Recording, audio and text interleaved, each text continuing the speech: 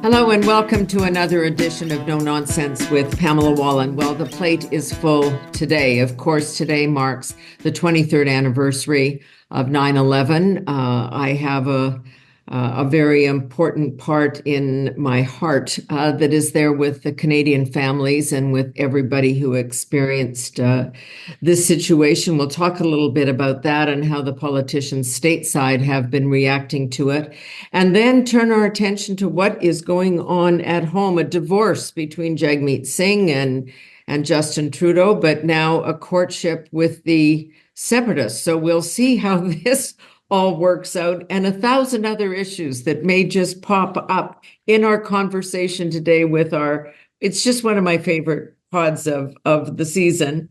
Our Mark Norman is here, retired Vice Admiral. He was Vice Chief of the Defense Staff, spent 40 years serving this country. So he's just here in terms of audio. So you're going to see, for those of you watching, you're just going to see a still.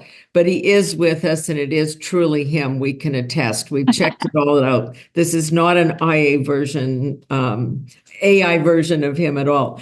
Tasha Kheiriddin is here. Tasha, you know, a journalist, an analyst, a lawyer. She writes a column for the National Post. She runs her own public affairs company, and she's written several books and a bazillion articles every day and stays on top of all of this. And Margaret McCuaig-Johntson, an expert on Canada-China relations, a senior fellow at the Institute for Science, Society and Policy at the U of O, but was also a senior bureaucrat in the Canadian government at the time of 9/11.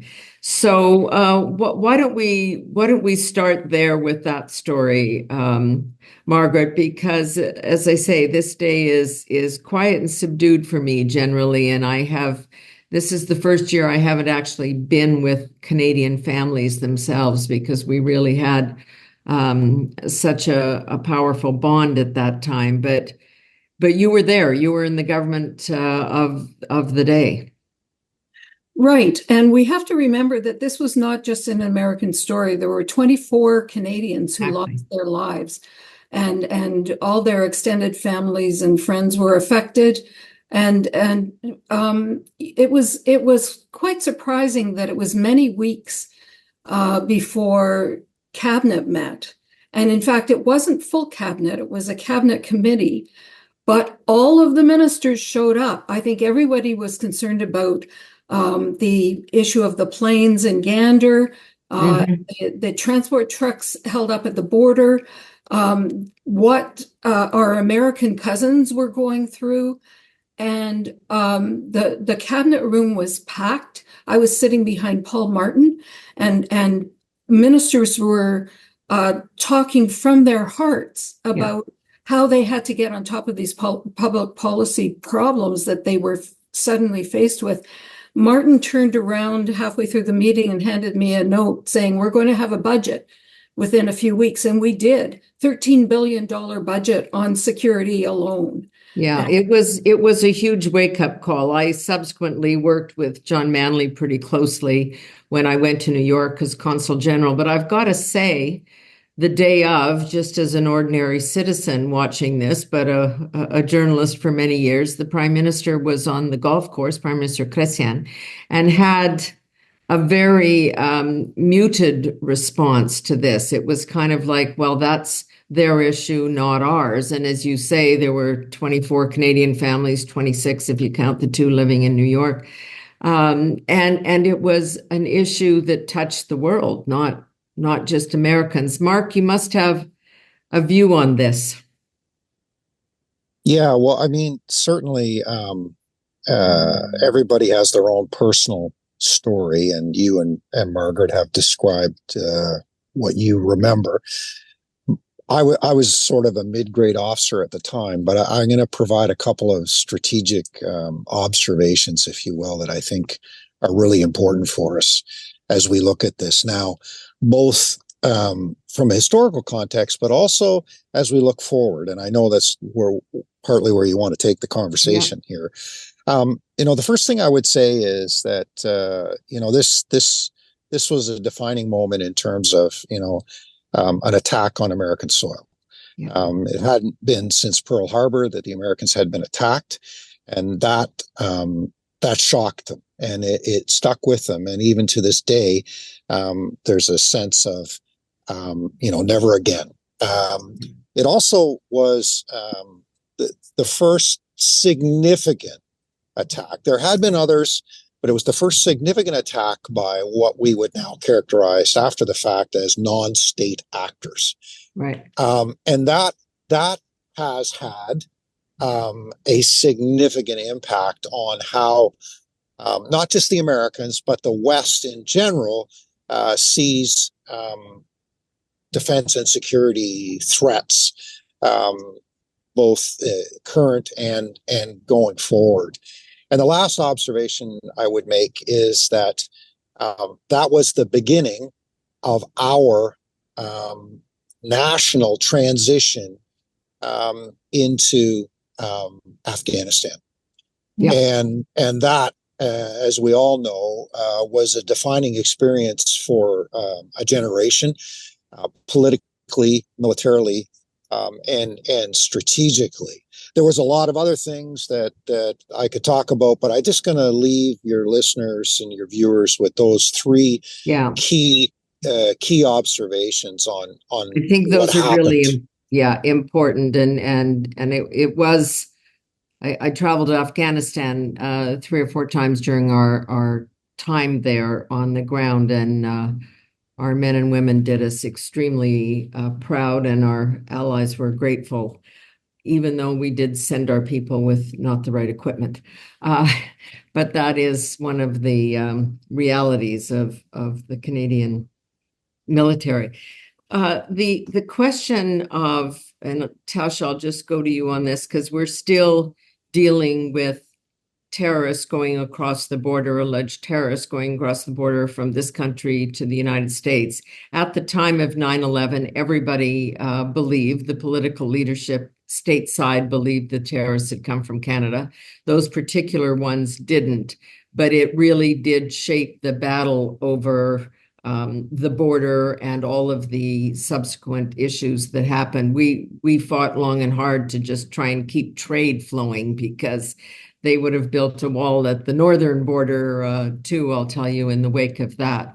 But here we are still dealing with it, bringing in people into our country. I'm watching the government talk about bringing in 5,000 Gazans at this point. I can't imagine how coming out of that country there could be any serious security checks, that region, that area, there'd be any serious security done. Where do you come down on this? Yeah, I think we're lucky that Donald Trump wasn't in office when 9/11 happened, because yes, I think that there would have been greater repercussions for Canada at the time. I think now, just recently, we do know that there was a potential terrorist coming through Canada who had intentions to kill Jewish Americans in New York City. And there's a sense that we're the porous border now. We are as much a threat as in a different way as the southern border. The southern border is more an economic and crime threat, people coming from Mexico and South America. But we are the terror threat. We're the northern piece where people can come in and, with bad intentions. So I think, 9/11 to me, just to build a bit on what Mark said, is we're still living 9/11. But 9/11 was pivotal too, because it was a moment that I don't say distracted us, but it refocused security issues on terrorism. And I think that a lot of other powers in the world sort of took advantage of that in a way. I mean, we in the West became hyper focused down to everyone getting on their plane and suddenly 1 million security checks, and it impacted people's lives in a very weird way, very serious way, and a very expensive way too. A lot of resources. Yeah.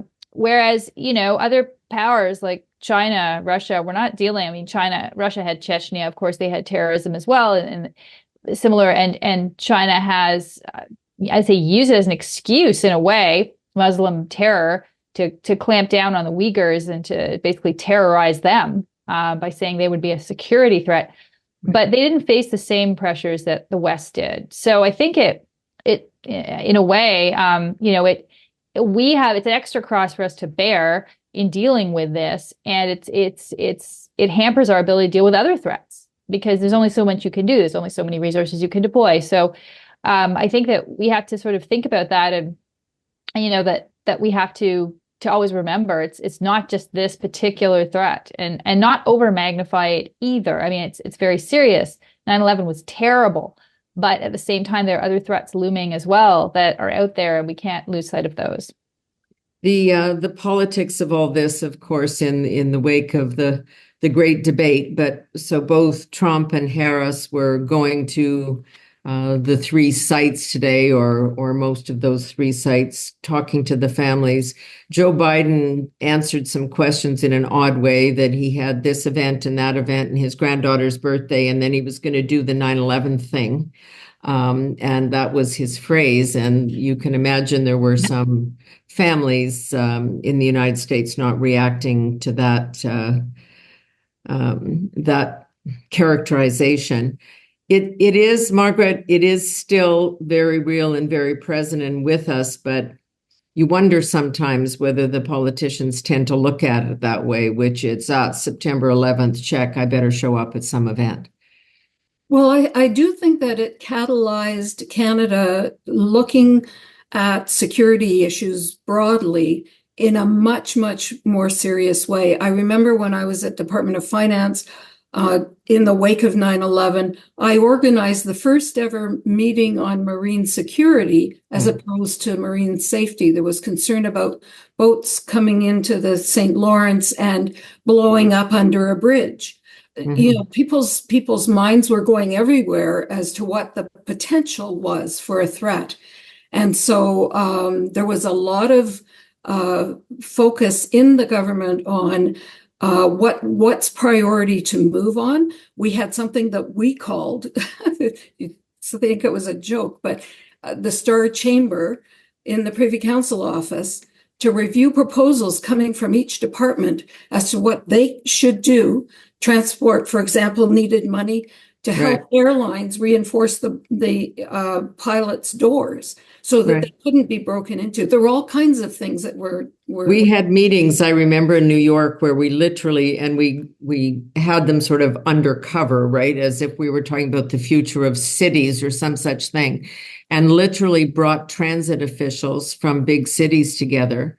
Because we've got to remember, the only cell phones that even worked at that time were Blackberries. This was 23 years ago.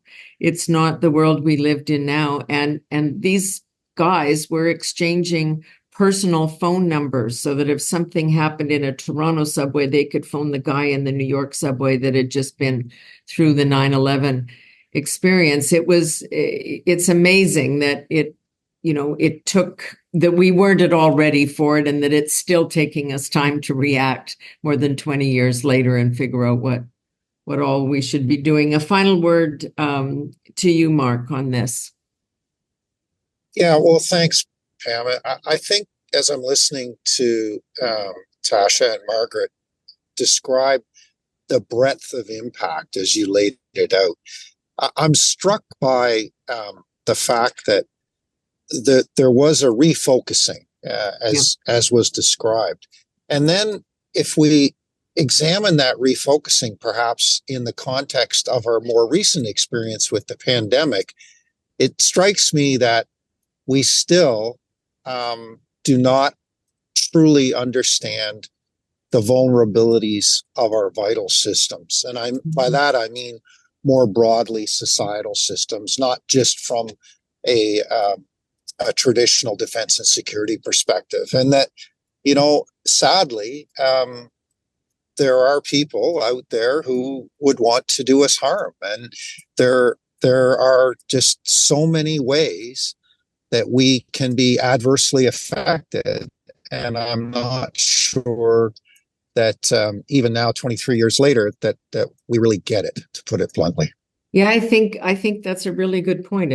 We watched ourselves as a country flail, through the pandemic as well, just figuring out who should talk to whom and how they should do that.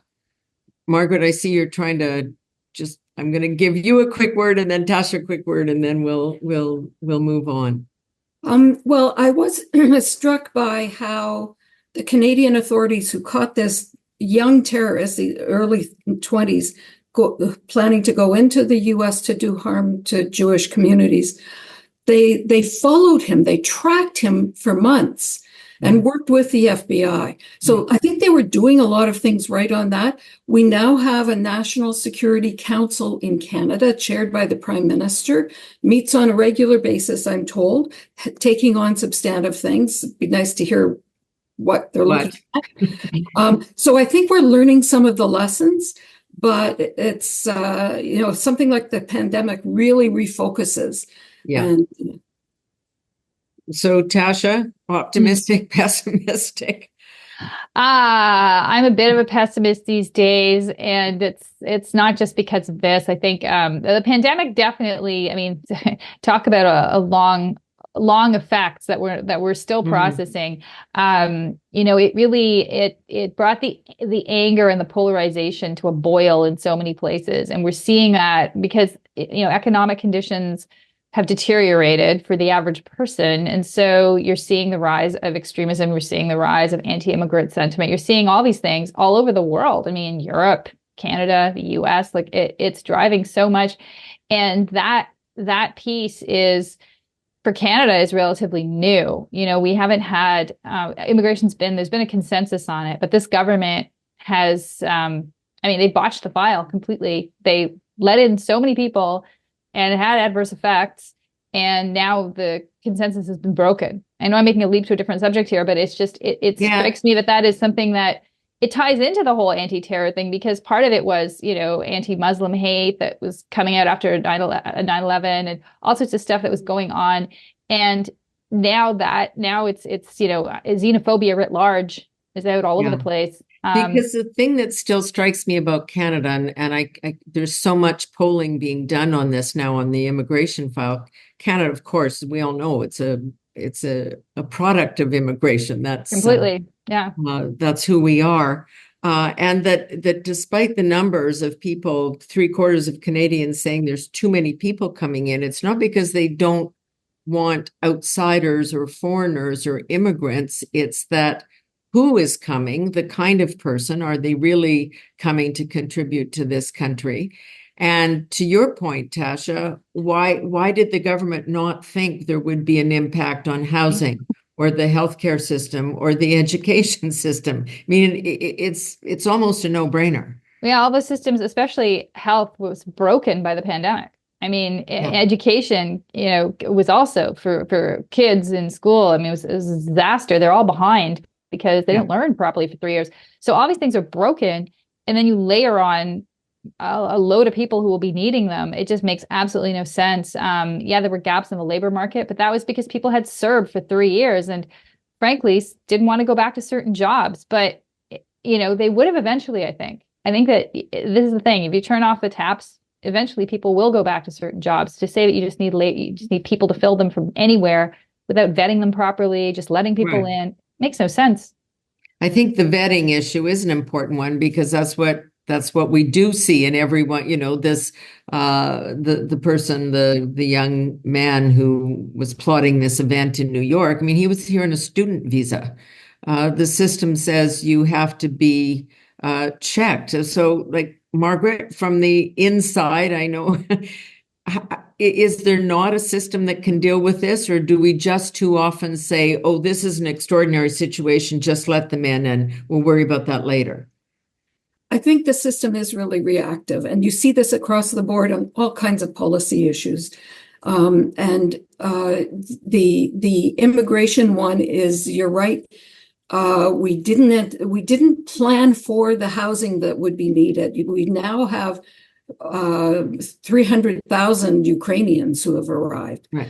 That's a real challenge. And, I talked to the Ukrainian family that we were helping for their first year where they were living at my mother's house, and told them about the 10,000 Uyghurs who were going to be arriving soon. And they said, but where will they live? They're going to take up all the apartments. We can't find an apartment for after we have to leave your mother's house. This is an immediate issue for so many families. This is not a theoretical issue of housing. This is people being evicted from their homes by opportunistic landlords. Yeah, priced out. Really complicated. And, yeah, and no, I think I was going to say we can't solve the immigration problem by saying, okay, let's get rid of all short-term foreign workers. Yeah. We actually need some of those people, but short-term, not forever. And maybe trained in and with the right skills. I mean, this is also, I mean, in fairness, I just want to, make it clear that we've heard a lot of people from inside the system, the so-called bureaucrats, saying, look, we did try to warn government. They weren't listening. That often is what happens. Why are you surprised? Why? Yes, surprise, surprise. Mark, on this issue, your thoughts? Yeah, so I don't want to speak specifically to the issue of immigration because I think it's been well covered. But what I'm imagining or visualizing is the intersection of what I would describe as three Ps, and I think that this is a great example of that intersection. When it works well, it's great. When it doesn't, it's dysfunctional, which is what we're observing in this situation. And those Ps are policy, good policy, politics, and planning. And if you don't have those three things aligned, then you're going to have a problem. And that's exactly what we're seeing. And everything that Margaret and Tasha have described are symptoms of either the overwhelming preponderance of politics over good policy, and or the complete absence of coherent planning, or as you said and Margaret commented, the planning was probably underway, but nobody wanted to listen to it. So it doesn't matter what the issue is. This is a pretty important issue, and we're going to see it play out in the next election in some shape or form. The concern I have is that as soon as it becomes politicized, back to those three Ps, it ceases to be a mature and sophisticated conversation, and it becomes increasingly polarized. And we're not having a conversation; we're having an argument, or it's digressing into just point and counterpoint, which is not particularly helpful. Perhaps nowhere was that more evident than in the great debate that unfolded south of the border. It was troubling and disappointing, and I know both sides think they won, or at least they have to say that out loud. But the level of debate, the level of exchange was pretty rudimentary and offensive, I guess, on some level. Did the game change at all, Tasha? I think it's too early to tell. I think the debate is sort of settling into people's minds, and it's funny because I watched it last night with my daughter, my mother, and my mother's reaction was, "Why are they letting him talk? Why don't these moderators step in and stop him from talking?" And I said, "Well, maybe it's because they want him to just say the stupidest things, and that's what he'll do. He'll put his own foot in his mouth, Trump, that is." As it turns out, he did talk for about 5 minutes and change more than she did. He had that much more airtime. And then I thought about it again today, and I thought, you know what? It doesn't matter what he says because his base doesn't care. They'll support him no matter whether he talks about, dogs and cats being eaten in small Ohio towns, or whether he talks about the size of his rallies. They don't care. He can say anything. They will still vote for him. And why? Why? Because of the one thing that he did say, which I actually wrote down: we have a nation in decline, and they put it in decline. And that's his whole thesis, is that, you know what? We gotta fix what Biden did. And she's part of that. She can't fix it. I can. I'm the strong man. Trust me. And so because of that, they accept that paradigm. It doesn't matter what he says. So I don't know how much this will change. I thought she was great. I thought Kamala Harris was strong. She was smart. She knew her files. She gave a couple of answers that, off the mark. I thought, she tried to get her whole platform out in the first answer, but didn't really answer the question: are you better off today than 4 years ago? And in fact, that is ironical. That's the question. That's the question. She didn't answer it. But, it depends what the question is for people. Is the question, is it that you're worse off, and how do we fix it? or is the question, do we want democracy to be preserved? Like it's a totally, they're living in different universes. They're well, people they both believe that the other is putting democracy in correct peril, like this in a is different way. Yes, in a yes, different way, but yes. both of the bases in both the parties believe that. And I mean, certainly Harris, I think, rose to the test as to whether or not she could, literally stop laughing enough to answer questions in a serious way. And I think she totally did that, right? Yeah. I think the debate prep and everything worked on that score. There's lots of discussion today about bias of the questions, on and on and on. But does it change the nature? And Margaret, I know you actually get to vote in US elections. So did it change your mind, or were you already, is everybody already in their camp except for a handful of so-called undecideds? I don't know if there are any, but maybe. Well, in fact, you're right. I'm a registered Democrat in New York City, so I love talking about New York. I was very concerned. I was so concerned about Biden, and so grateful that the party was able to oust him, because they don't have a system. If Biden wanted to stay in, they couldn't have done anything about that, which is insane in my view. And out of the Democratic convention, Harris got a good bump in the polls. So she was, so they were more or less tied before the convention. She came out strong in the convention, and she got a bump. But then they went back to being essentially tied again. Mm-hmm. And so she needed to not only do well, she needed to do really, really well and not make a mistake. And what's your verdict? I think she did that. She didn't, as Tasha says, she didn't get a chance to go into detail on her policies, but she said she had them. She has a policy for an opportunity economy, and she went through a few things: financial support for small business, support for families with their first child, a few small things that she was able to get out in the time she had available. But what she really did was let Trump show his self when he's upset. And he started off kind of cross. He came across kind of cross in the first few minutes. Then he became perturbed. Then he became angry, and he was angrier and angrier as the whole thing went on.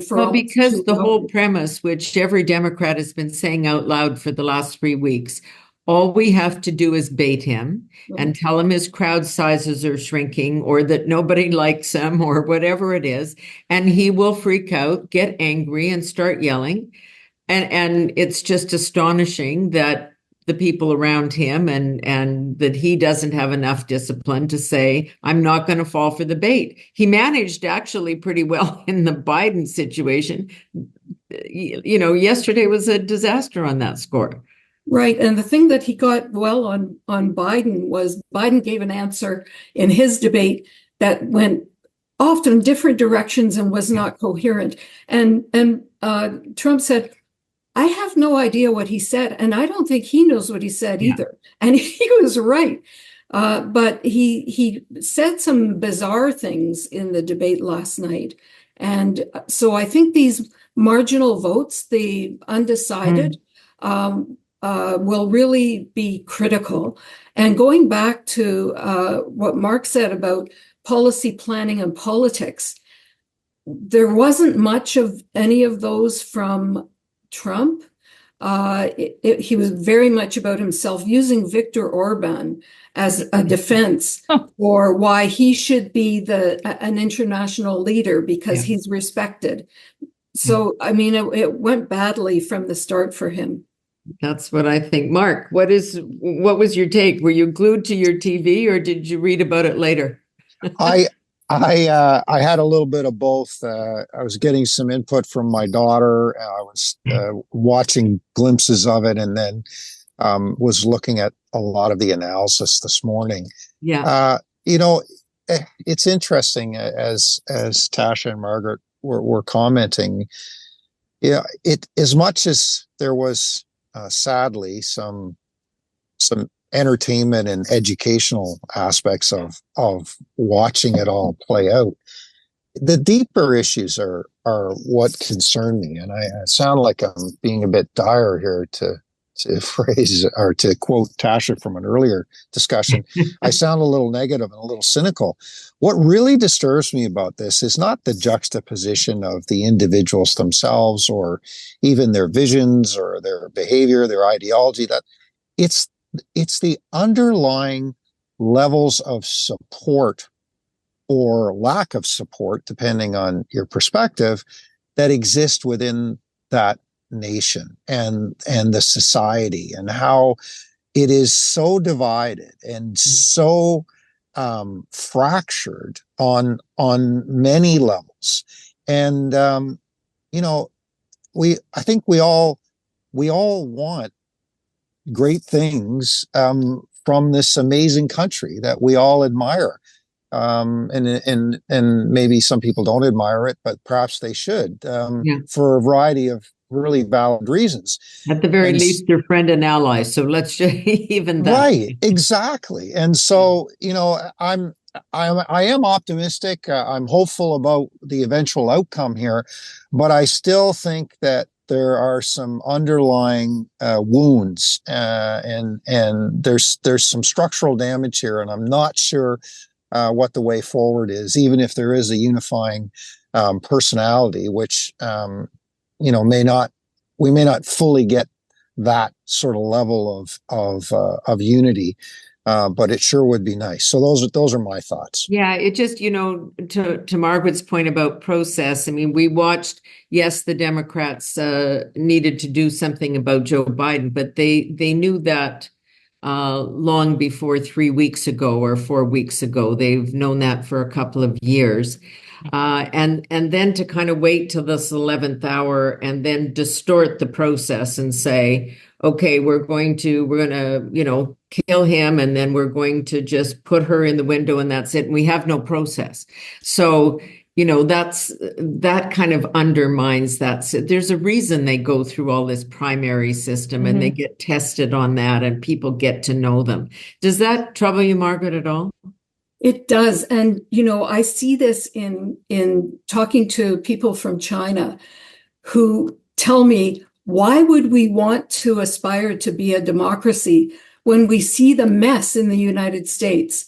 And so that's really concerning, because the United States and Canada have been held up as examples of what you can achieve as a democracy.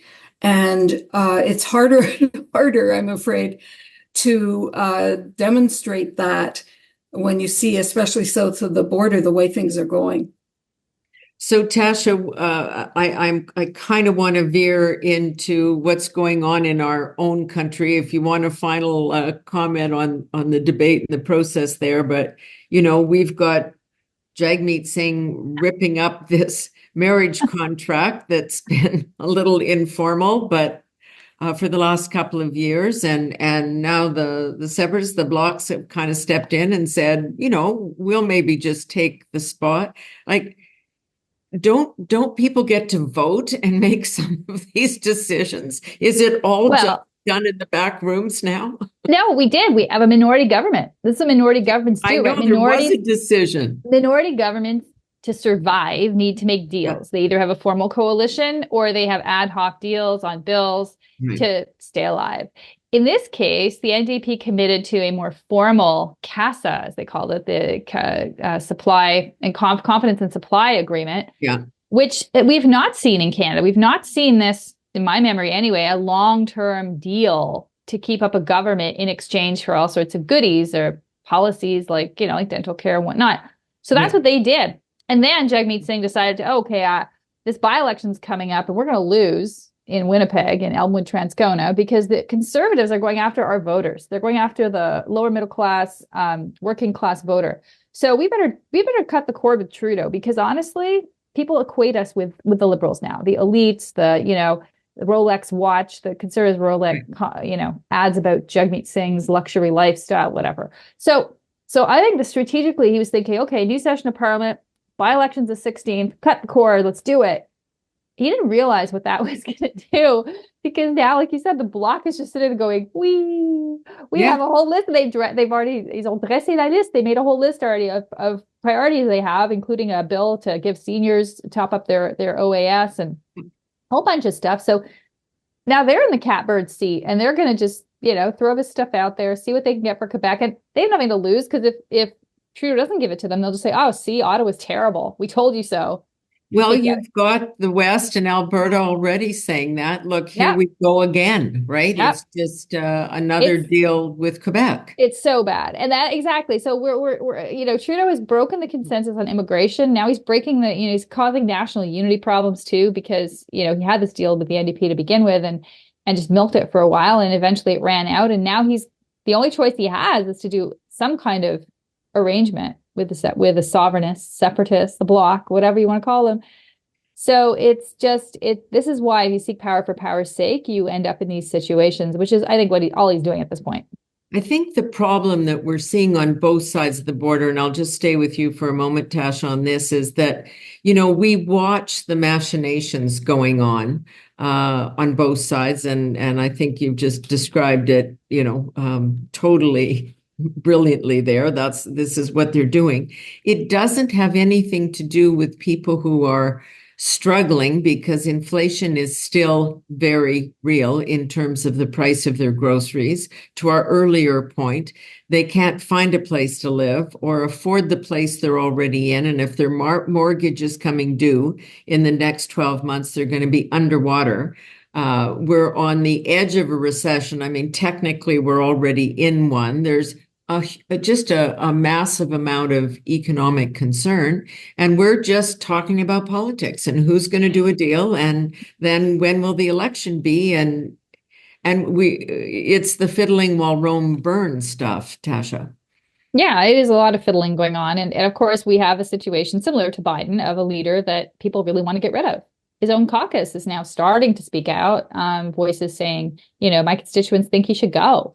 Yeah. Okay, he's not going. We also don't have that mechanism, to your earlier point, to get rid of a leader in our system either, who's past his best before date. But the similarities are all there. I don't know who they get a bump from here, like Kamala Harris gave the Democrats, but I think it's worth trying for them, because otherwise they're going to sink like a stone in the next election. Well, I mean, I guess it's taking Mark Carney out and putting him in the window one more time, time on productivity. I mean, I don't think there's an issue that's been studied to death more than that one.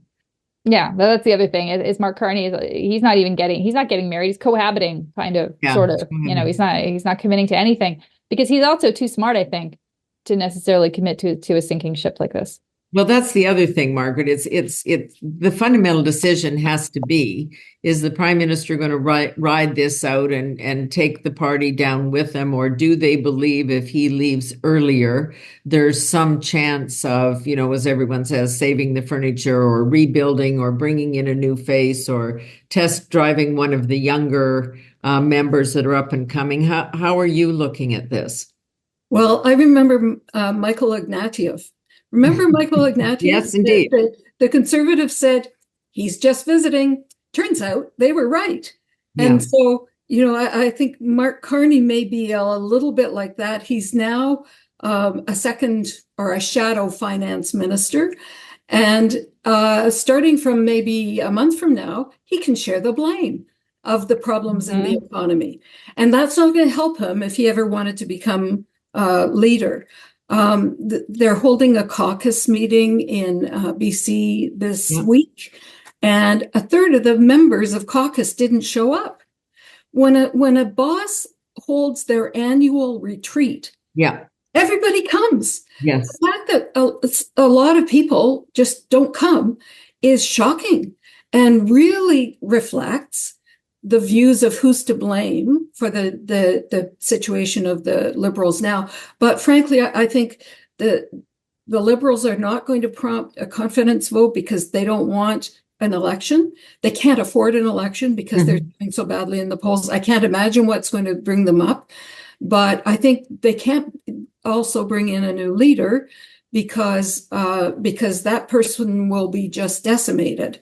And so, I think we'll go into maybe mid-year next year, an election with the same prime minister, and the party may be down to very, very small numbers at the end of the election. Maybe the NDP will be the opposition again, although that's a bit of a stretch at this moment. That even seems like a stretch as well.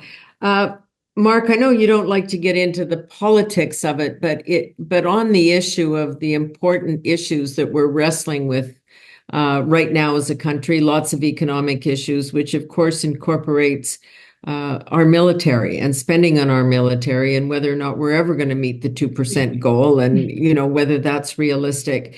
Does it trouble you even more than it generally does when you see so much of the emphasis on politics and not on the planning or the policy?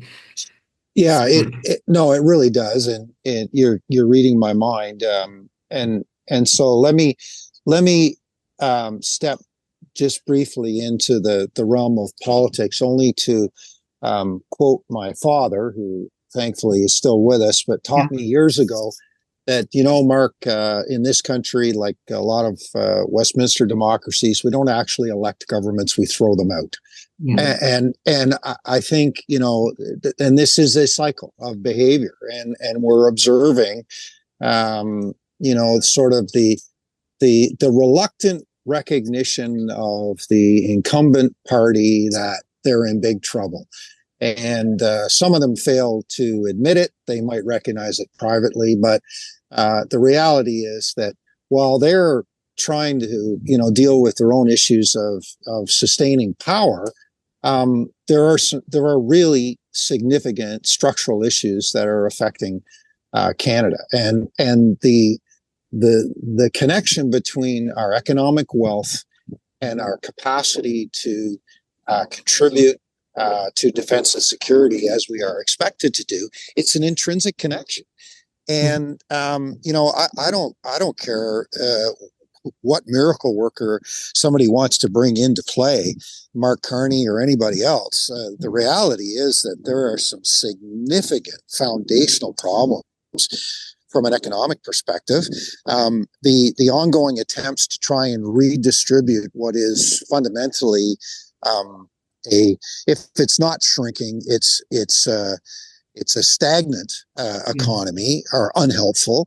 And then we have this massive outstanding commitment, which, to be honest, has been ignored and avoided for decades. And I think the current government have created what I've described in an article elsewhere as a bit of a poison chalice for whoever we see trying to look at, the latter half of this decade from a governance perspective, because I think when they open the books, they're going to realize that it's actually worse than it's being reported.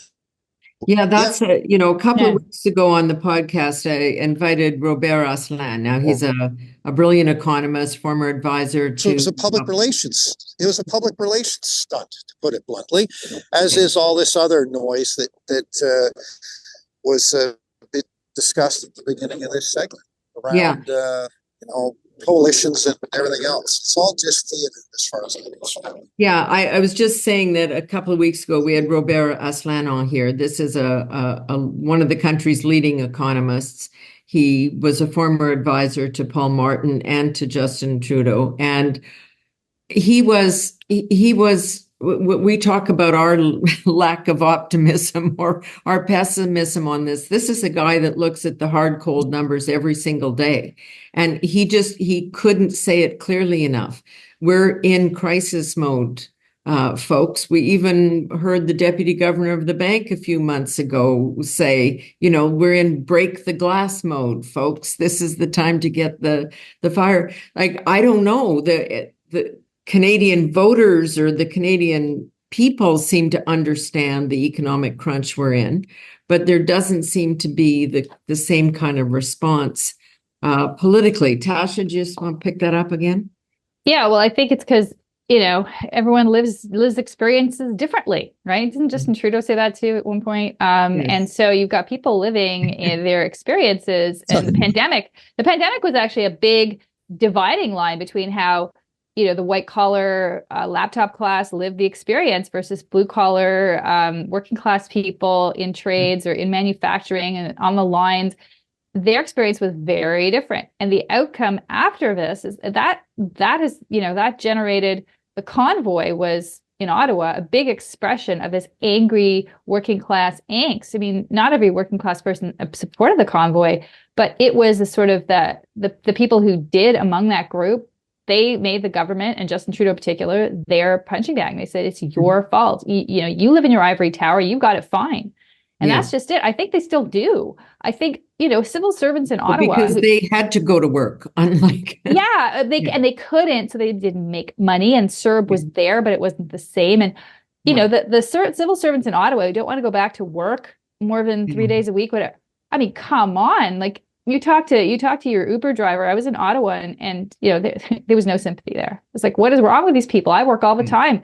Yeah. So people have to realize that, put yourself in other people's shoes, and the Liberals can't seem to do that. Margaret, this is one of the things that it's just one of those issues that gets to people. And I know you were part of the bureaucracy, but when you see people marching around and saying, working 3 days a week at my white collar job is going to be the end of the world as I know it, it's really hard for people who are working double shifts to have any sympathy for that. That's absolutely true. I like working from my home, which is where I am now. There's a lot of convenience for women, particularly trying to juggle, a child and go and pick them up or take them home, whatever. They've gotten used to this convenience, but there's a work dynamic of talking to people in the hallways, of getting things done quickly just by buttonholing people, but by having a collaboration around a table. I can't imagine that cabinet meetings were as effective when they were being done virtually as they are in person. And so I think we all need to, get back to the way things were, with some flexibility at the margins for when people have particular family challenges. Yeah, we just seem to be focusing on, beer in the corner store in Ontario is also apparently going to cause the world to end, along with having to go back to work. Norman, Mark, I'm just losing my train of thought there. It's troubling me in a larger sense with the economic issues that you've referenced, that we've all been talking about. And at the same time, the anger and dislocation. And at the same time, what appears to be another part of this puzzle is a very different kind of work ethic. Now, you come out of the military, and that's a very different mindset, but I fear for that in our world, in our workplace, because it's not just about commitment to work, because then it becomes about commitment to community and what we all should be doing and could be doing and how we might help. Mark, do you have thoughts on that? Well, yeah, sadly, I have lots of thoughts, but we don't have a lot of time.